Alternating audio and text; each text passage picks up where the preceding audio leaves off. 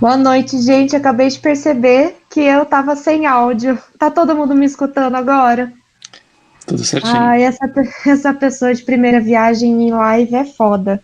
Meu Deus, e eu esperando o Theo pra começar. Olha que loucura. Gente, então, começando tudo de novo. Muito obrigada por vocês estarem aqui hoje de novo com a gente. Ontem o webinar começou dando um,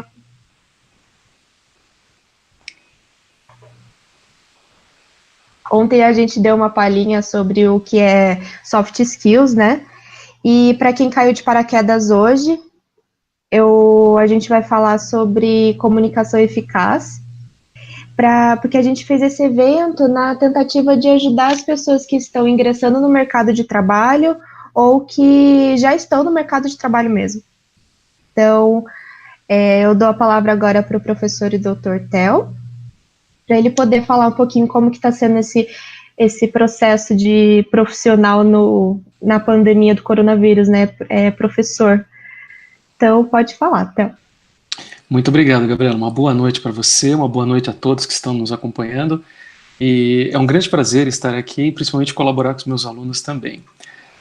De fato, Gabriela, é uma situação que afetou a todos, sem exceção, independente da profissão, da atividade que realiza, e não há outra alternativa a não ser se adaptar, buscar novas soluções, buscar novas formas de assim, fazer as coisas. Enfim, a palavra de ordem nessa situação que eu vejo hoje é uma só: adaptação. É bem direto, é simples assim. Sim, a gente nunca espera saber o que vai acontecer com essas mudanças todas, né? Tem toda a razão. Então, para começar o assunto de hoje, você pode me falar quais são os principais erros de comunicação que influenciam o dia a dia das pessoas no meio profissional e até pessoal? Claro. Olha só, na verdade, existem dezenas, centenas, milhares de erros de comunicação que todos nós fazemos todo santo dia. Só que se for falar de cada um, não vai dar tempo suficiente, lógico. Então eu procurei separar alguns que, acredito, as pessoas costumam executar com muito mais frequência e sequer percebem que fazem. Então você tem, por exemplo, alguns, né? Você tem a falta da escuta ativa, por exemplo. Você tem o ato de simplesmente informar, mas sequer comunicar alguma coisa. Você tem os clássicos excessos do vício de expressão, a falta de incongruência.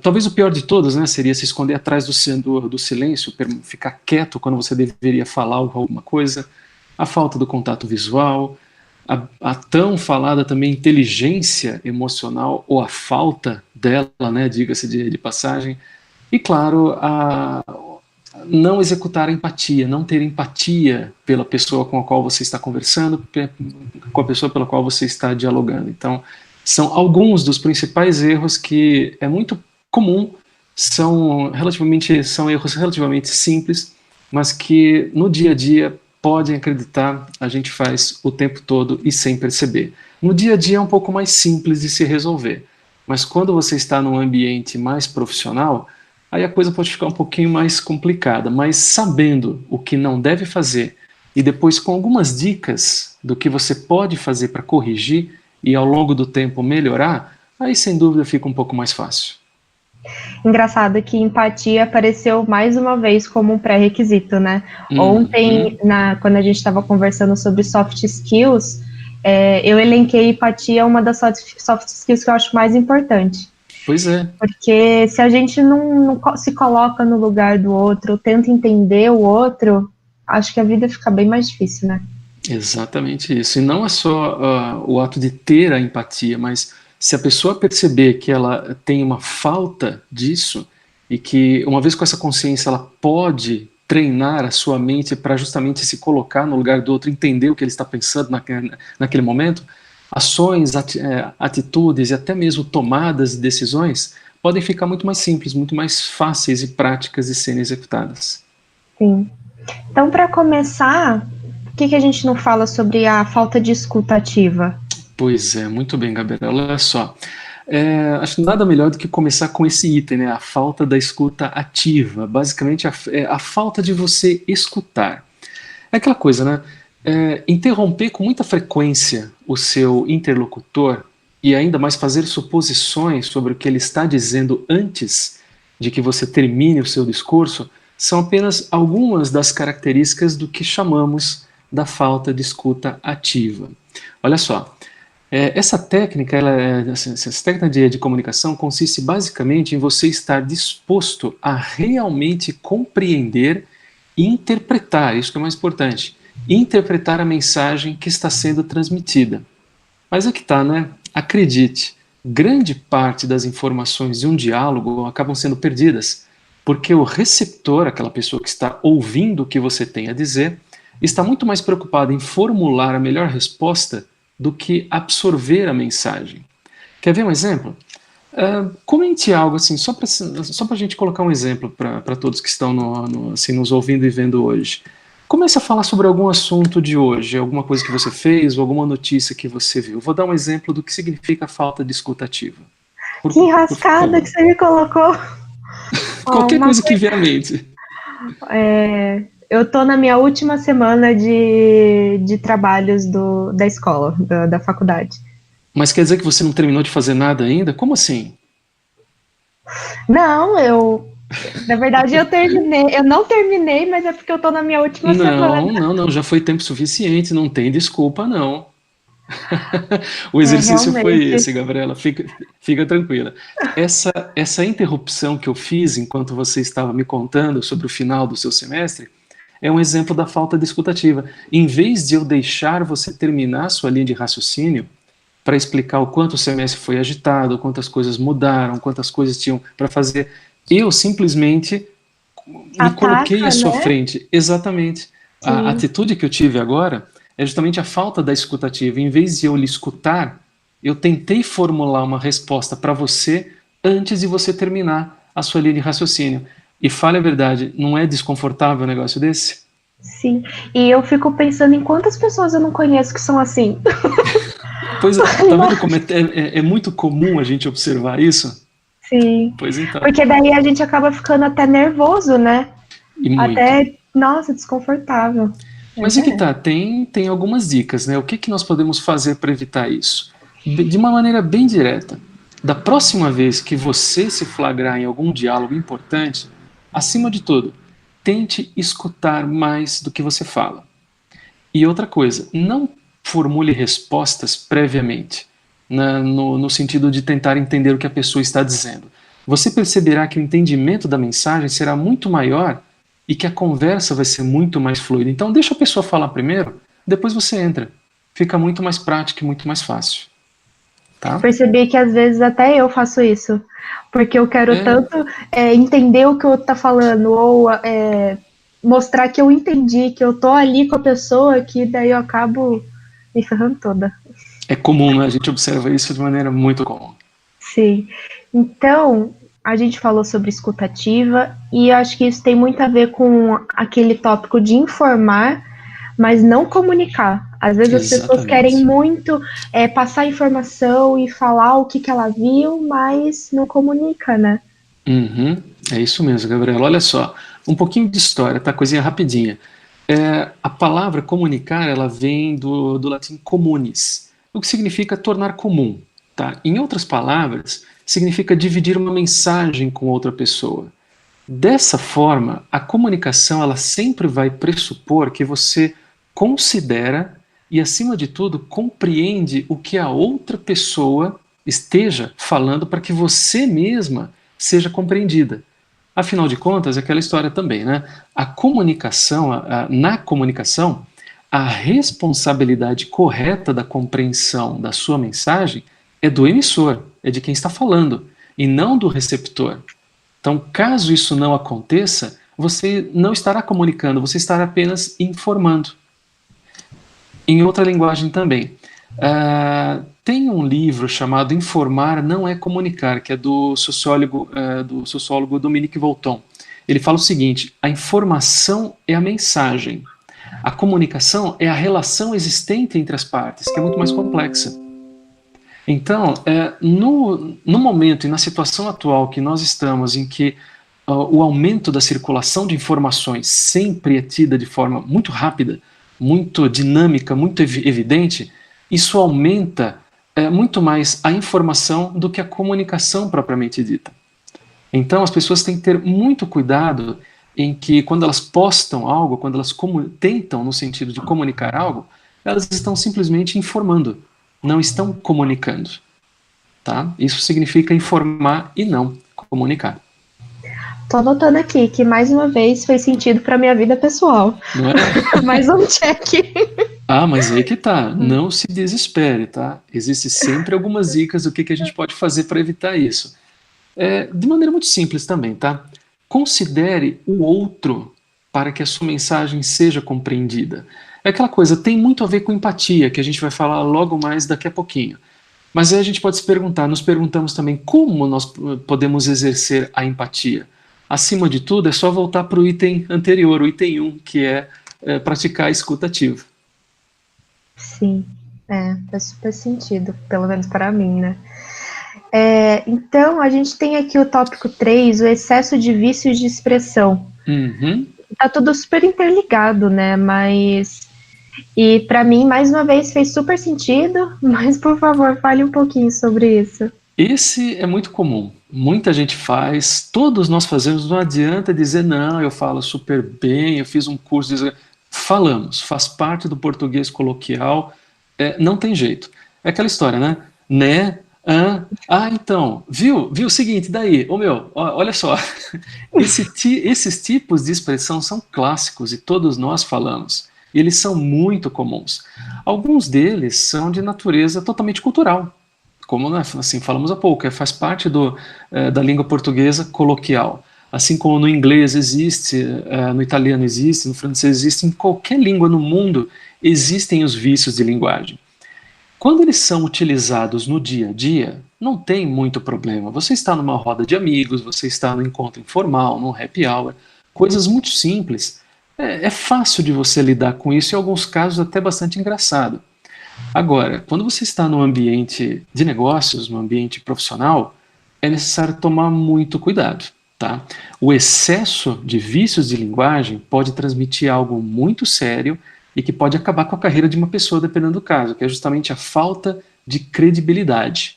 Quando você não consegue unir dois ou mais pensamentos e para isso utiliza vícios de linguagem, seja por questão de nervosismo ou de timidez, a gente vai dar um exemplo daqui a pouco também sobre isso, independente da razão, isso pode ter resultados e ações muito graves e muito sérias. Que você falou de nervosismo, né? Uhum. Às vezes, quanto mais nervoso você tá, menos você consegue conectar uma ideia na outra e mais você usa de artifícios que você tem assim na sua vida. Uhum. E aí você pode perguntar também. E o que eu posso fazer em relação a isso? Essa é a pergunta que todo mundo faz, né? Olha, é bastante simples, Gabriela.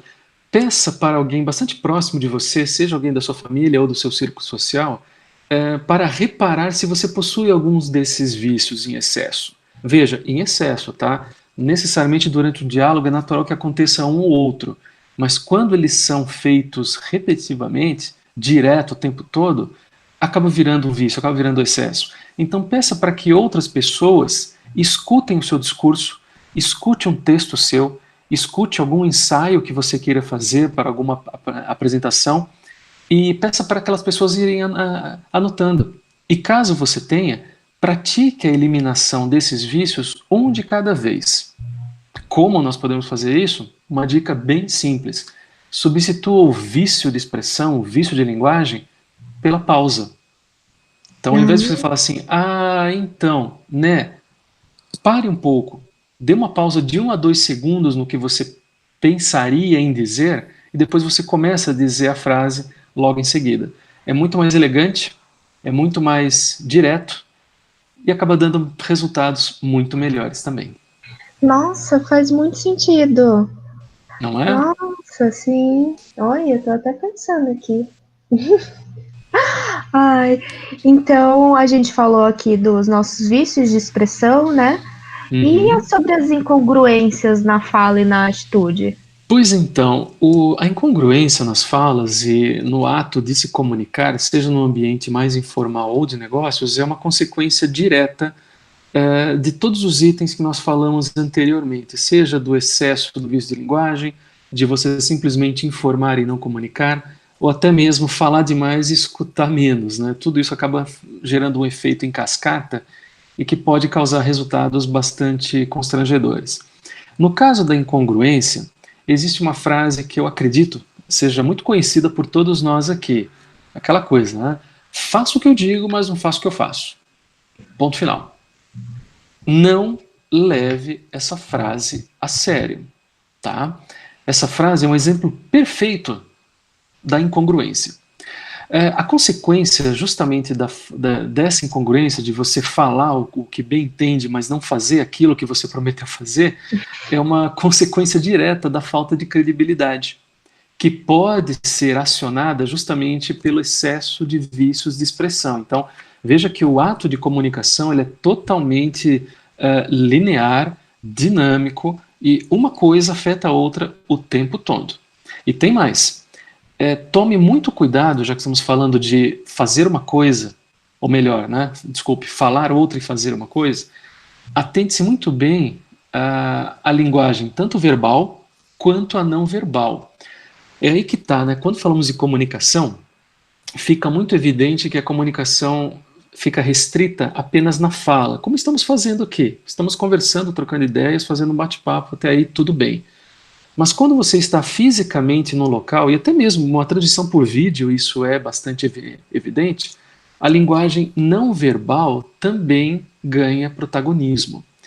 Isso significa o seguinte: quando a sua expressão corporal não acompanha as palavras pronunciadas, os seus gestos, a sua postura, a maneira pela qual você se comporta, acaba fazendo mais estragos do que o que você pensaria em dizer e não fazer. Olha só, existem vários estudos que dizem que a linguagem corporal, né, a expressão não verbal, ela é responsável por aproximadamente 55% do impacto da sua mensagem. Mais da metade do que você quer dizer às pessoas acaba sendo dito pela sua postura, pelo jeito como você se comporta em uma reunião, em uma palestra, em uma apresentação de negócios, ou uma apresentação de uma universidade, o que for. O tom de voz, olha só que coisa interessante, o tom de voz responde por 38%, um pouco menos da metade, é isso mesmo. E somente, acredite, Gabriela, e somente 7% do impacto do que você quer dizer, do que é dito, acaba sendo responsável. Então, por isso que o importante é falar menos e escutar mais.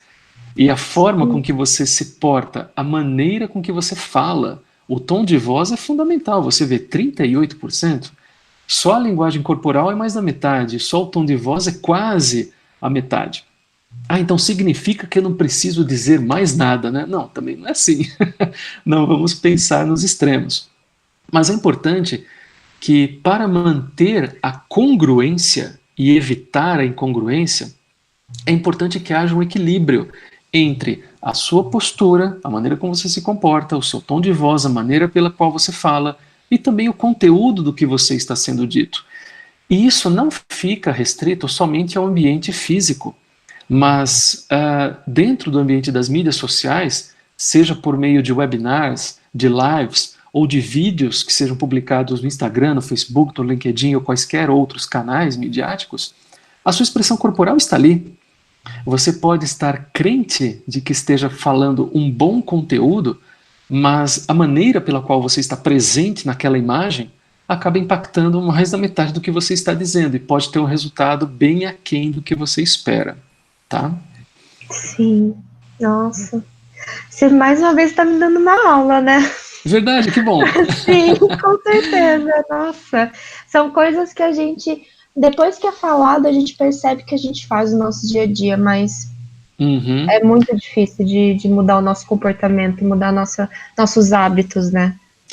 Fica difícil, mas quando você observa de maneira clara, você para um pouco e pensa e passa a analisar o que você fala e faz, fica muito mais tranquilo tomar algumas decisões e eventualmente corrigir alguns equívocos.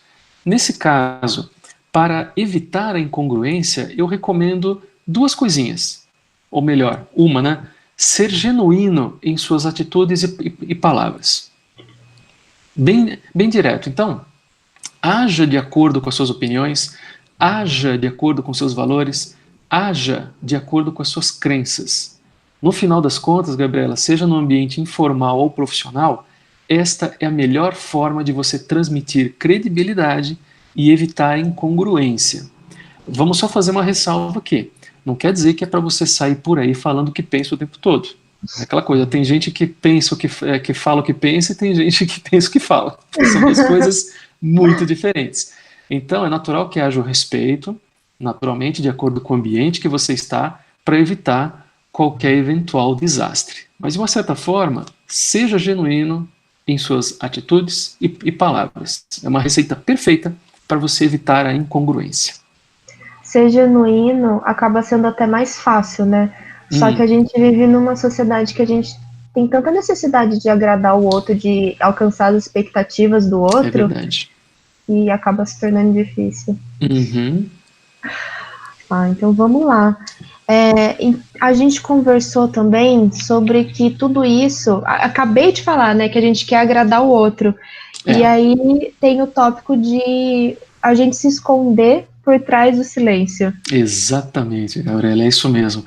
Esse é um outro problema de comunicação que costuma acontecer com muita frequência e que vai totalmente no sentido oposto do próprio sentido da comunicação, que é a fala. Não só a fala verbal, mas a fala não verbal, como falamos há pouco também.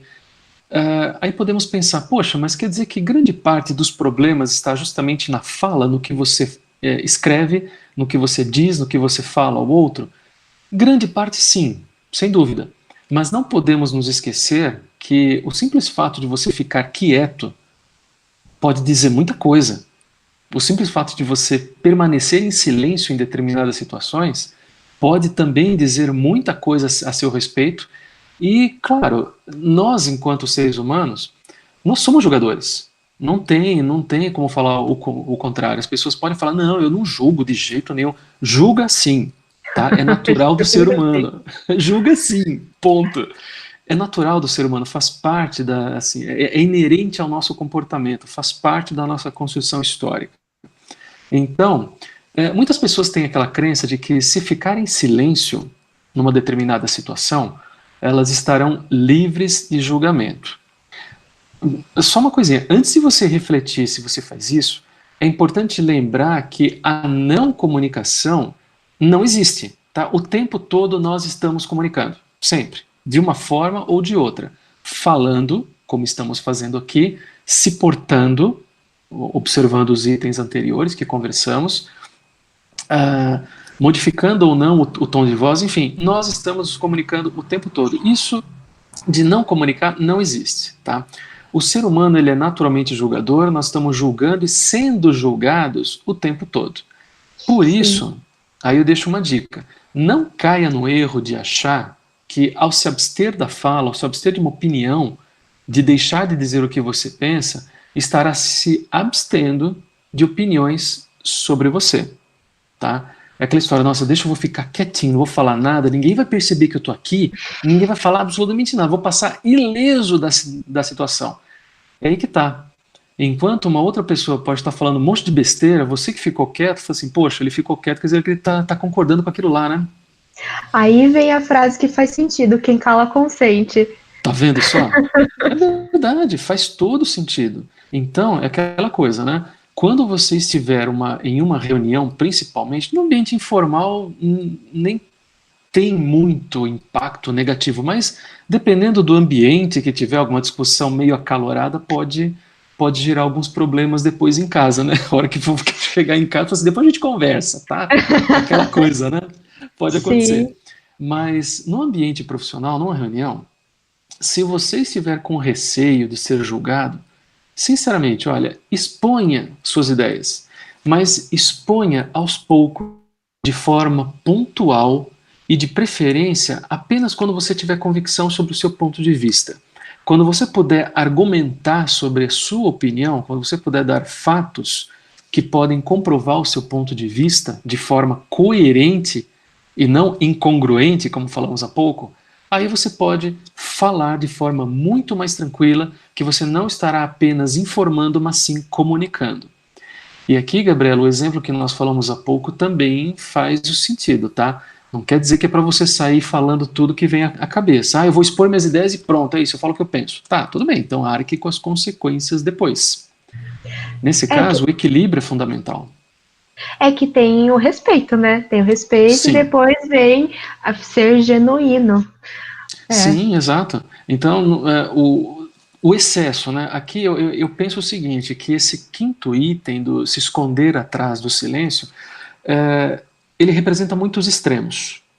Então, ou você, se você falar demais, pode te dar muito problema. Se você ficar quieto demais, também pode te dar muito problema.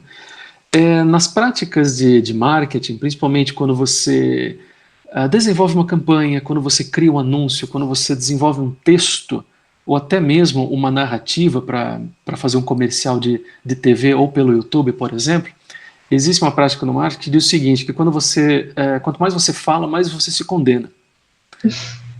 Então, é o extremo. Se você fala demais, você pode cometer erros graves. Se você ficar quieto demais e não falar o que deveria, guardadas as devidas proporções naturalmente, você também pode incorrer em erros de comunicação. E tem gente que, além de se esconder atrás do silêncio, também se esconde em não fazer contato visual. Pois é, esse também é outro probleminha bastante comum e que pode ser associado a muitas coisas, né? Ao próprio comportamento da pessoa, a cultura que ela tem, ou até mesmo a timidez. Sim. Então, nesse ponto, Gabriela, eu digo o seguinte: seja uma conversa de bar, uma reunião de negócios, enfim, aí a gente pode colocar tanto informal quanto formal de maneira bastante igualitária. O contato visual é fundamental para que a outra pessoa, principalmente o receptor da sua mensagem, se sinta parte da conversa. Aquilo lá. Mais do que isso, o contato visual, ele acaba sendo uma ferramenta fundamental, essencial, para que você retenha a atenção das pessoas. Então, existem muitos casos em que as pessoas conversam, isso é muito comum, nós podemos observar isso no nosso dia a dia, de maneira muito natural. As pessoas acabam conversando olhando para o lado, ou então olha para cima, para baixo, para a esquerda, direita, olha para tudo quanto é lugar, menos para você, para onde deveria olhar, para os seus olhos, nitidamente. Isso é muito comum. E claro, isso pode ser decorrente, como falamos agora há pouco, de uma abordagem cultural, da criação. A pessoa pode ser tímida e, naturalmente, elas evitam olhar diretamente nos olhos, até para evitar o confronto. Porque tem um certo quê de... como eu estou fazendo agora, né? Estou olhando para você. Existe um certo quê de confronto mesmo. Se eu ficar encarando você demais, pode parecer que eu estou exigindo uma resposta ou exigindo um comportamento que talvez você não queira ter. Então as pessoas, para fugirem disso, elas olham um pouquinho para o lado, um pouquinho do outro, às vezes para cima, para baixo, para qualquer outro lugar, para justamente evitar esse tipo de situação. Mas é necessário ter um cuidado. Esse comportamento, de forma a evitar um confronto que pode ter uma boa iniciativa, uma boa intenção, mas ele pode gerar um desconforto muito grande por parte do receptor e acredite, Gabriela, vai dificultar muito e consideravelmente a conexão com quem está do outro lado. Tá? Que eu falo por mim. Eu percebo quando a pessoa não está olhando que é timidez ou quando é falta de interesse. Sim, muitas vezes acaba sendo isso mesmo. Aquela conversa chata, fala, meu Deus do céu, acaba logo de falar isso aí, né? Acontece Sim. o tempo todo. E daí, o que a gente pode fazer se a gente tem esse defeitinho? Sim, olha só, é uma dica bem simples, tá?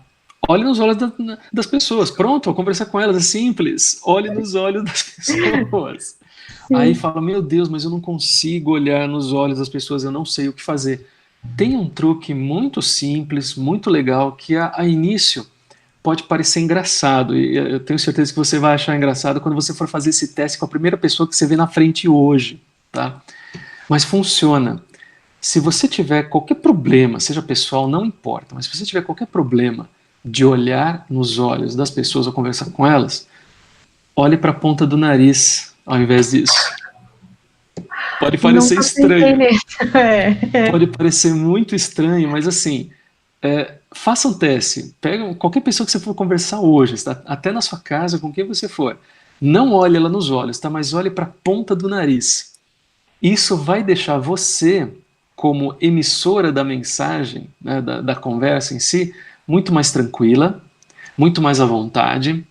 A pessoa que está ali ouvindo não vai perceber a diferença, porque a distância entre a ponta do nariz e o centro, né, que comanda o olhar, é ínfima, embora a gente colocar uma régua aqui vai dar alguns centímetros, mas o olho humano ele não vai distinguir a diferença entre você olhar nos olhos e olhar na ponta do nariz daquela pessoa. Pode parecer engraçado, você vai dar risada na hora que você fizer Sim. isso, mas faça um teste, dá certo, funciona e resolve muito esse problema, tá? Tá. Agora sim, né? Vamos supor que você está diante de uma plateia, tá? De muita gente, você não vai ficar olhando o nariz de todo mundo. Fica até difícil, Que porque seria o caso se a gente não tivesse aqui, né? Se esse evento fosse presencial, imagina um monte de gente. pois é. Então, nesse caso, aí a sugestão ela continua a mesma. Olhe nos olhos das pessoas, mas aí o fato de você manter uma certa distância, você está num palco, por exemplo, e você tem a distância, pelo menos vai, digamos, 2 metros até a primeira pessoa que está te assistindo ali. Ou até numa mesa de reunião, se dependendo do tamanho da mesa, isso pode até acontecer. Mas se você estiver diante de uma plateia, de um grupo maior de pessoas, apresentando um projeto de vendas, um projeto de pesquisa, ou fazendo uma palestra, sinceramente, olhe nos olhos. Isso facilita a conexão, isso identifica a conexão, porque você consegue perceber se a pessoa está te olhando também, seja no seu olho na ponta do nariz. E é importante que você siga com o olhar para outra pessoa. Então você está falando com uma, imediatamente você mudou um pouquinho a frase, muda e olha para outra. Você continua, volta para aquela pessoa. Continua desenvolvendo o tema, olha para outra. Mantenha esse contato visual sempre que possível. No início pode ser um pouco desconfortável, mas com a prática, com o hábito, isso vai se tornar muito natural e vai facilitar e muito os seus processos de comunicação. E quanto mais confiança a gente tem na gente mesmo, mais isso fica fácil, né? Mais fácil. Exato, tudo começa com você mesmo. Então, o fato é você ter ciência de que esses equívocos, esses erros, né, no sentido mais assim entre aspas, ocorrem. Então, assim que você tem ciência, olha, isso acontece. Então, tudo bem. O que eu posso fazer para corrigir? Assista um webinar Comunica. Vocês vão ver o que tem que fazer. É simples, olha só. Sim. Tá vendo? E aqui a gente está falando muitas vezes de emoção, né? É. Do que a gente sente mesmo, que isso reflete como a gente se comunica. Uhum. E sobre deixar as emoções falarem mais alto, que é aí que entra a inteligência emocional.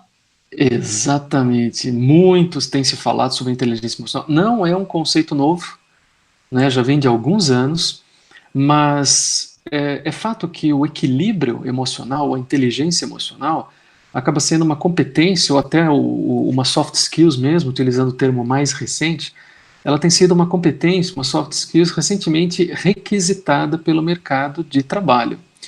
Isso por um motivo bem simples, tá? Você não mede palavras quando está em transe emocional. Calma, relaxa, ninguém vai fazer nenhum truque de hipnose aqui, né? Nada disso, absolutamente nada.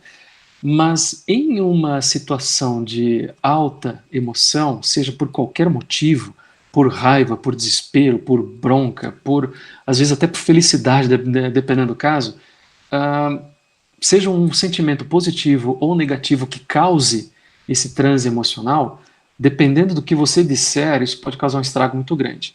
E o problema maior não é nem o que você disse, mas o arrependimento bate quando você se acalma e quando você sai do transe. Sabe aquela situação?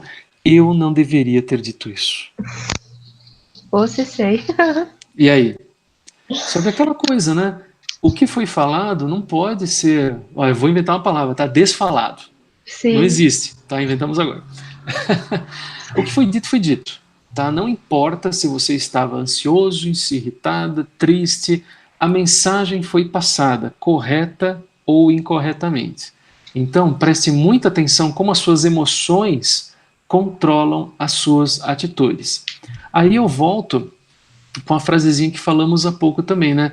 Tem gente que pensa para falar e tem gente que fala o que pensa. Geralmente, quando a pessoa fala o que pensa demais, ela está deixando que as emoções controlem as suas atitudes. E aí, se você não encontrar o equilíbrio correto entre o que você passa naquele momento e o que você tem a dizer, coisas graves, coisas sérias podem acontecer. A inteligência emocional aqui é muito requisitada, ela é muito séria. É importante que você tenha condição de se manter em equilíbrio. E aí existem técnicas das mais variadas possíveis. Você respirar com mais calma, você procurar meditar um pouco, nem que seja por alguns segundos, já faz toda a diferença. Nossa, eu estou nervoso, nervosa para uma entrevista de emprego. O que eu vou fazer? Bater a cabeça na parede? Calma. Não, não é nada disso. Você, mais do que ninguém, sabe o que precisa ser dito. Você é dono daquele conteúdo, você conhece o assunto. Ah, mas vai fazer pergunta que eu não sei. É melhor você falar, eu não sei.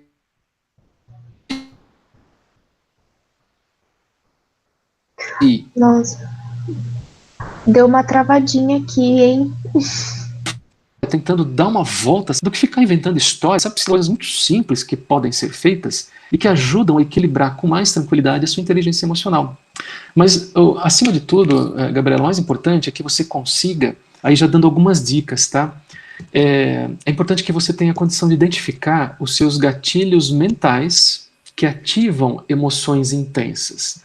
Só esse tema, gatilho mental, já daria um outro webinar, já daria uma outra live, mas vamos deixar isso uma outra oportunidade, né? Mas faça o seguinte, o que lhe causa raiva, por exemplo?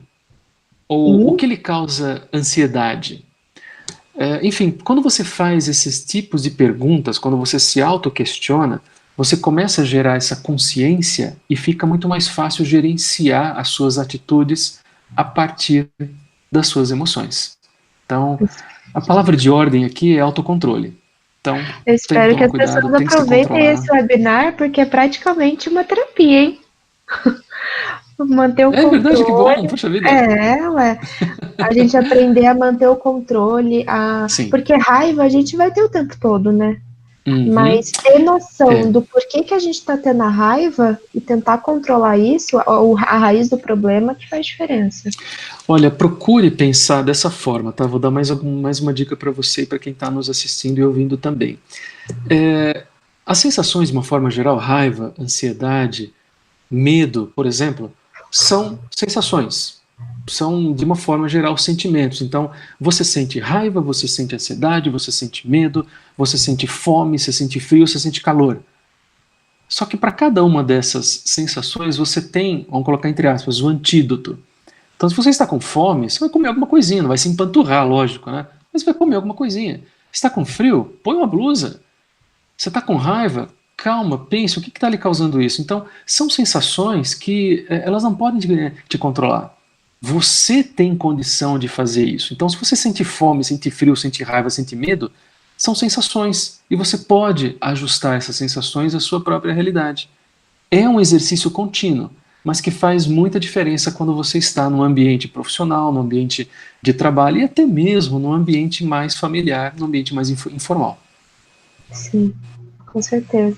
E daí, quando a gente consegue controlar nossas emoções, a gente puxa a empatia. Tudo muito se resolve na empatia. Tá vendo só? É aquela coisa, tudo chega nesse ponto, né? Todos os caminhos levam a Roma, né? Então, a empatia é esse mesmo, né? Olha só, Gabriela, é fundamental para uma boa comunicação desenvolver a empatia. E a empatia, como assim falamos logo no comecinho, ela consiste em você estar disposto a compreender o outro, tá? É bem simples assim. No entanto, é necessário que você, além de estar disposto a compreender outra pessoa, se colocar no lugar dela, identificar as suas necessidades de comunicação e também de quem você está comunicando, naturalmente você ou outras pessoas. Isso faz com que o diálogo seja mais respeitoso e principalmente mais efetivo. O primeiro item que conversamos, né, praticar a escuta ativa, é um exemplo de empatia. Quando nós fizemos o exercício rápido, quando você estava falando, comentando sobre o seu final de semestre, e eu simplesmente lhe interrompi falando alguma coisa, tentando colocar uma resposta na sua mente, além de eu ter sido mal educado, lógico que foi um exercício, tá? Você sabe que não é assim, foi só um exercício. Mas além de ter demonstrado muito mais educação, eu não fui empático com você. Eu não lhe ouvi, eu não deixei você concluir sua linha de raciocínio. Então, além de se colocar no lugar do outro, também é necessário identificar quais as necessidades de comunicação que a outra parte tem. Isso é particularmente importante, Gabriela, quando você monta uma campanha ou desenvolve uma comunicação de marketing para o seu público-alvo. Por exemplo, quando você seleciona e sabe quem é o seu público-alvo, é importante que você entenda como aquele público se comunica, como ele recebe comunicação. É um exemplo. Muitas empresas fazem isso, pequenas, médias e grandes. Elas desenvolvem uma campanha, muito bem feita, por sinal, investem um capital considerável para montar aquela campanha e, essencialmente, na época que estamos agora, se comunica muito pelas mídias sociais. Só que o que essas empresas acabam fazendo? Publica em tudo quanto é mídia. Joga em tudo quanto é lugar. Como se o público-alvo daquela ou dessa empresa acessasse todas as mídias sociais. As pessoas, um determinado grupo social, pode acessar várias mídias, sem dúvida, mas não quer dizer que ela acessará todas. E volta e meia nós identificamos, até mesmo em carros de frota, né, de empresas, você vê aquele monte de adesivo na porta, no capô, na parte de trás, tudo com ícone de rede social. Sim. O tempo todo. Nossa, mas ela está presente em todas as mídias. Poxa, legal, beleza. Mas o público-alvo dela acessa tudo aquilo lá? Cai no segundo ponto. Fora que, será que ele consegue se comunicar de forma efetiva em todas as redes, né? Então, exato. Excelente pergunta, Gabriela. Aí a gente coloca outro ponto. Cada uma das mídias sociais que nós conhecemos hoje possui um estilo de comunicação diferente. No Instagram você fala de um jeito, no Facebook você fala de um jeito, no LinkedIn, então, nem se fala. Você tem que ter uma abordagem muito mais criativa e profissional para passar a sua mensagem. Senão as pessoas acabam te denunciando, dizendo que o seu conteúdo não é relevante para a rede, para a mídia. No Twitter, então, antes era 140 caracteres, agora aumentou um pouquinho. Mudou. Sim. Então, a forma de se comunicar é diferente e as pessoas que utilizam esta ou aquela mídia social também é diferente. Então, não adianta ficar publicando em tudo quanto é lugar achando que você vai acertar todo mundo. Não vai. Isso não é ter empatia. Empatia é entender. Olha, meu público-alvo acessa Facebook e Instagram. Joia. Então eu vou montar uma campanha que eu sei que o Facebook e o Instagram aceita e que aquelas pessoas vão entender a minha comunicação. Se não, caímos no segundo ponto, né? Informar e não comunicar. Então você só fala, mas não comunica absolutamente nada. Uma coisa que eu vivo falando aqui em casa, inclusive, é que comunicação, você tem que saber o que o outro quer ouvir também. Exato. Não é você só despejar o que você quer falar, mas entender se o outro está preparado e se ele está interessado, né? Correto, é isso mesmo. E aí, assim, né? Muita gente fala, poxa, mas então eu tenho que ficar dizendo amém para todo mundo? Não, não é isso. Não é necessário que você concorde com tudo que as outras pessoas falam. Mas pelo menos, no mínimo, você precisa entender como e por que elas pensam de uma determinada forma. Uma vez que você tenha essas informações em mente, vai ficar muito mais fácil, muito mais respeitoso, muito mais tranquilo você, enquanto indivíduo, enquanto pessoa, desenvolver um estilo de comunicação muito mais eficiente. Sim. Pensando nisso, como as pessoas usam a comunicação hoje em dia para vender, né, algo, seja um serviço ou produto, eu começo a pensar nos blogueiros, nos Instagram da vida, sabe? Que são pessoas físicas mesmo que elas utilizam elas atraem pessoas que se interessam pela forma delas de se comunicar. Exato. Não é à toa que muitos dos blogueiros, eles acabam se transformando, é um estágio de, assim, é uma evolução, né? Acabam se tornando influencers. Sim. Influenciadores, né? O blogueiro é aquela pessoa, ela simplesmente passa uma mensagem e eventualmente comunica algo interessante sobre um determinado assunto, mas dependendo como ela concentra, como aquela pessoa concentra a comunicação, concentra o seu estilo, desenvolve um diálogo interessante, um engajamento funcional com o seu público-alvo, ela não é mais considerada tão somente um blogueiro ou uma blogueira, ela passa a ser uma digital influencer, no nosso caso. Às vezes eles fazem um papel melhor do que muita marca, porque eles possuem um nicho específico, eles sabem com quem eles estão falando e como falar. Não é à toa que muitas marcas contratam profissionais que hoje aí são chamados de influencers, justamente para passar sua mensagem, porque eles sabem que eles vão atingir aquele público-alvo, porque eles conhecem, eles têm empatia por aquelas pessoas, sabem suas necessidades de comunicação. As empresas economizam horrores com isso, além de ter um direcionamento muito mais prático da mensagem. Tá? Agora... Oi, não, desculpa. Pode falar, imagina, pode falar. Não, aí a gente pode fazer a pergunta, mas o que a gente faz então, né? Poxa vida, não praticar empatia é algo negativo, tá? Então eu preciso praticar empatia, mas o que eu preciso fazer para isso, né? Eu passo algumas dicas também, é bem simples, olha só. Pode parecer difícil no começo, mas faça o exercício que vai funcionar. Se, por exemplo, uma pessoa gritar com você em algum momento, em vez de você retrucar, pare e pense, qual que é o motivo dessa pessoa estar gritando? Qual que é o gatilho dessa irritação? O que eu posso fazer para que essa pessoa se acalme e a minha mensagem chegue com ela com eficiência? É aquela coisa, né? Numa frase bem simples, troque o julgamento pela curiosidade. Isso funciona muito, mas funciona muito mesmo, Gabriela, em serviços pós-venda, em serviços de atendimento ao consumidor. Se entender a necessidade do outro, né? Exato. Você sabe naquela coisa, você liga para um 0800, geralmente a última opção é quando você quer falar com alguém, que é número 9. Sim, né? Geralmente é a última opção, né? Você precisa passar por todos os números até chegar no 9. Não deixa de ser um exercício, que, bom, talvez, né? Porque a sua paciência pode aumentar ou diminuir até chegar no 9, tem isso. Mas é aquela coisa, a pessoa que vai atender, ela já recebe o treinamento adequado, esperando que vai ter uma pessoa do outro lado insatisfeita, uma pessoa que vai estar no estado emocional, aí que entra de novo a inteligência emocional. Vai ter um cliente insatisfeito por alguma coisa.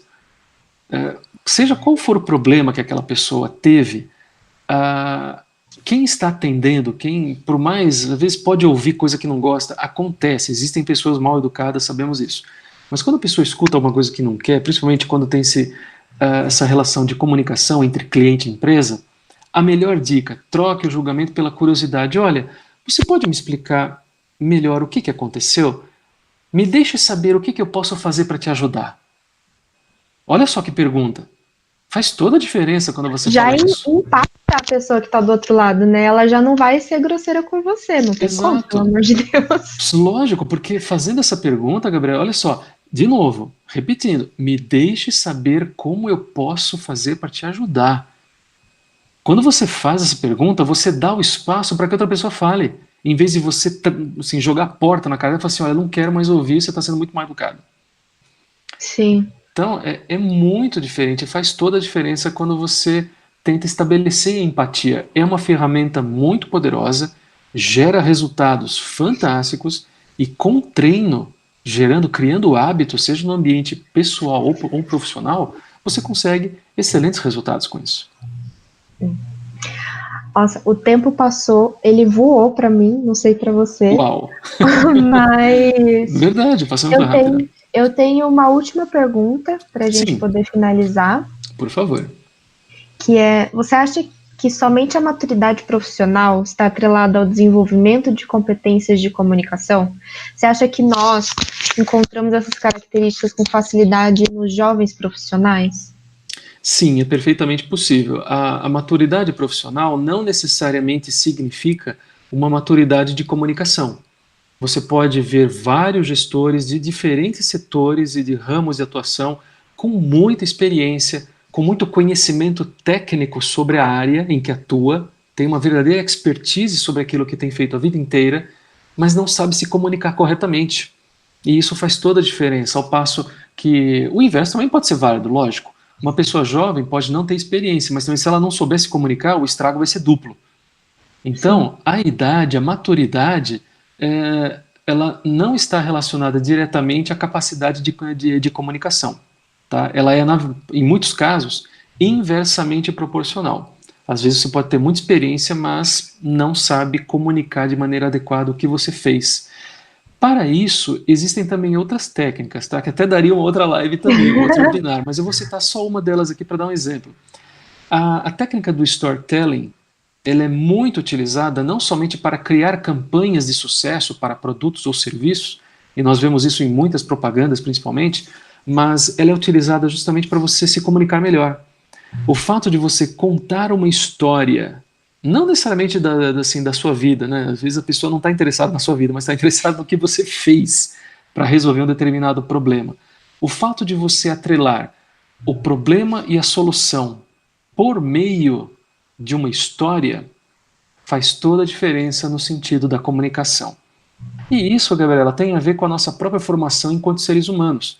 Nós contamos histórias uns para os outros desde a época em que ainda O tempo éramos... inteiro. Uhum. A gente era outra espécie, na verdade. Então, sempre se vê, assim, se via, né, rodas, se via-se agrupamentos, você via grupos de seres humanos, independente do estágio evolutivo ao qual ele se encontrava, cujo único objetivo era compartilhar o que havia sido feito. Experiências, histórias. Então a técnica do storytelling vem justamente daí. Ao passo de você simplesmente falar, olha, faça isso e dessa forma. Além de ser chato falar assim, desse jeito, pode até ser rápido, mas o fato de você contar uma história explicando como você conseguiu fazer determinada ação para resolver um problema, ajuda muito no processo de comunicação. E existem técnicas, existem cursos, existem muitas formas de você desenvolver a prática do storytelling como ferramenta de se comunicar de forma mais eficiente. Certo. Caso alguém não saiba o que é storytelling, só falando, é narrativa, né? Numa tradução Isso livre. é contar histórias, né? Contar histórias. É isso aí. Theo, eu te agradeço demais. Eu tenho certeza que todo mundo gostou muito. E Que antes de bom. terminar, eu quero dar um recado. Amanhã é nosso último dia de Webinar Comunica. Vamos ter duas palestras, dois bate-papos, né? Um sobre criatividade e inovação, que são duas soft skills que toda empresa quer hoje em dia. E o outro papo é como a gente pega todas essas competências e coloca um propósito para a gente, um propósito profissional, que isso pode se tornar até pessoal. Então eu espero todo mundo amanhã também. E mais um recado, quero agradecer mais uma vez aos nossos dois patrocinadores, que é a Visuale e a Papo Informática. Sem eles a gente não estaria aqui. E a Visuale, para quem não sabe, é uma agência de publicidade aqui em Piracicaba. Então, mais uma vez, muito obrigada, Theo, e muito obrigada a todo mundo que participou também com a gente. O prazer foi todo meu, Gabriela. Muito obrigado pela oportunidade. Conte comigo sempre. Obrigada, Theo. Tchau, tchau, tchau, tchau, gente. Muito obrigado. Boa noite a todos. Boa noite.